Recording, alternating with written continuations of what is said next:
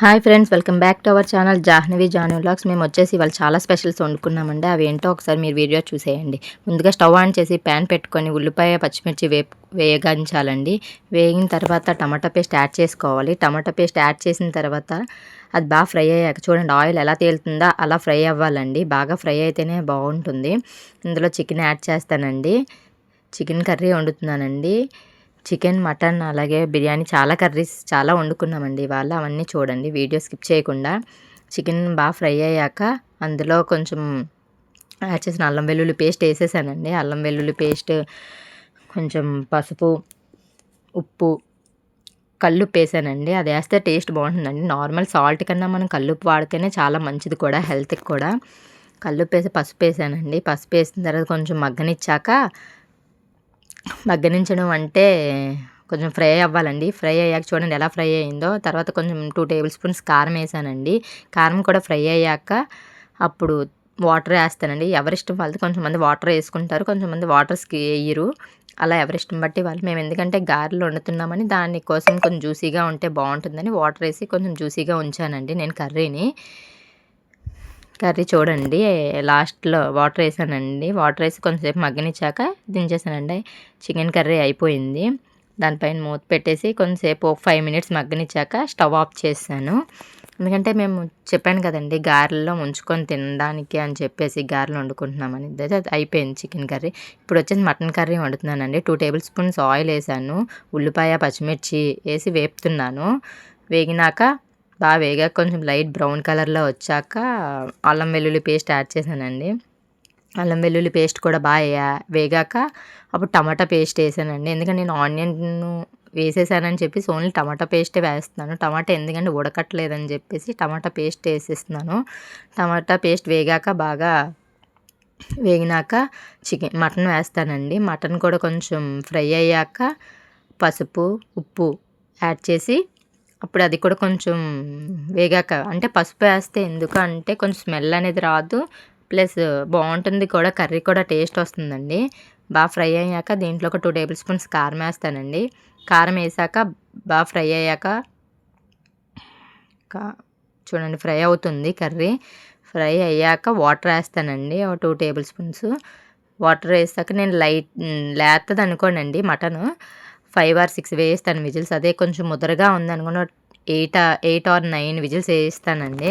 ఎందుకంటే అప్పుడే కొంచెం మెత్తగా ఉంటుంది ముక్క కూడా. పిల్లలు తినడానికైనా మనమైనా తినడానికి కొంచెం బాగుంటుందని చెప్పేసి అలా చేస్తాను. కారం వేసాము చూడండి, ఫ్రై అవుతుంది. ఇప్పుడు వాటర్ యాడ్ చేసాము. 2 గ్లాసెస్ వాటర్ వేసానండి.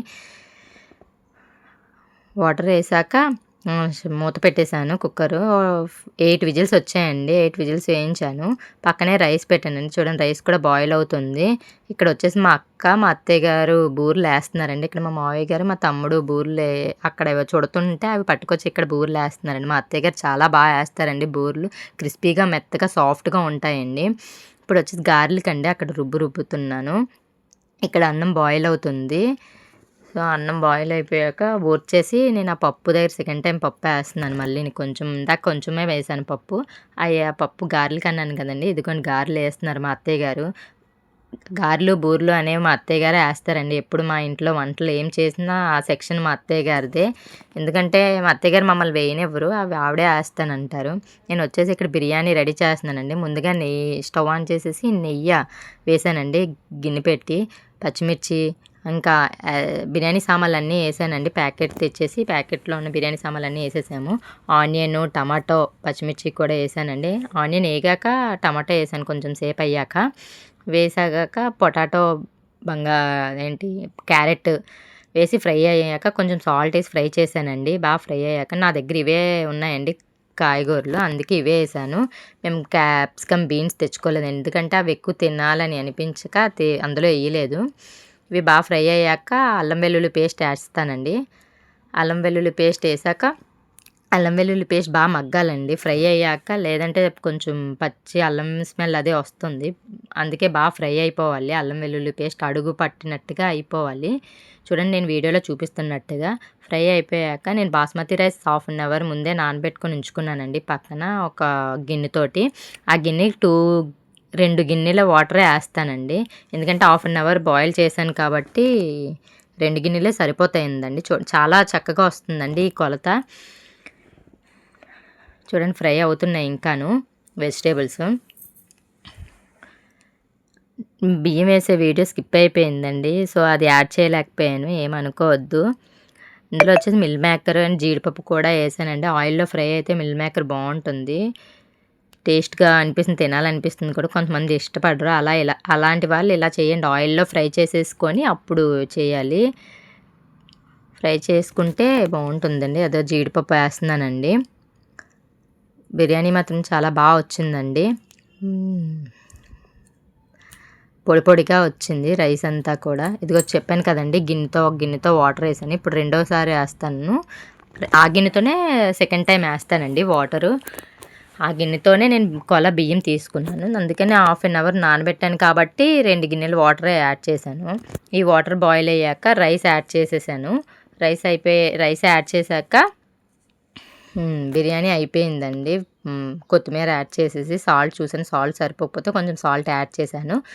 తర్వాత మీదన మూత పెట్టేసి బిర్యానీ అలా ఉంచేసాను. బిర్యానీ రైస్ వేసాను కదండీ, రైస్ వేసిన తర్వాత బిర్యానీ అయిపోయిందండి. చూడండి బిర్యానీ ఎలా వచ్చింది. అది మా మావయ్య గారు దించేసారండి. స్టవ్ మీద నుంచి దించేసి ఒక సైడ్కి పెట్టేశారు. నేను ఫొటోస్ తీసానండి, అవన్నీ ఫొటోస్ పెడుతున్నాను. చూడండి మేము చేసిన వంటలన్నీ, గారెలు, బూర్లు, ఎక్సెట్రా అన్నీ చేసినవన్నీ ఫోటో పెట్టాను. నా వీడియో కనుక మీకు నచ్చినట్లయితే లైక్ చేయండి, షేర్ చేయండి, సబ్స్క్రైబ్ చేయండి ఫ్రెండ్స్. అలాగే నేను లైవ్కి వద్దాం అనుకుంటున్నాను ఫ్రెండ్స్ రేపు 10 o'clockకి. మీరు ఏమంటారో కామెంట్ సెక్షన్లో కామెంట్ చేయండి. Bye friends.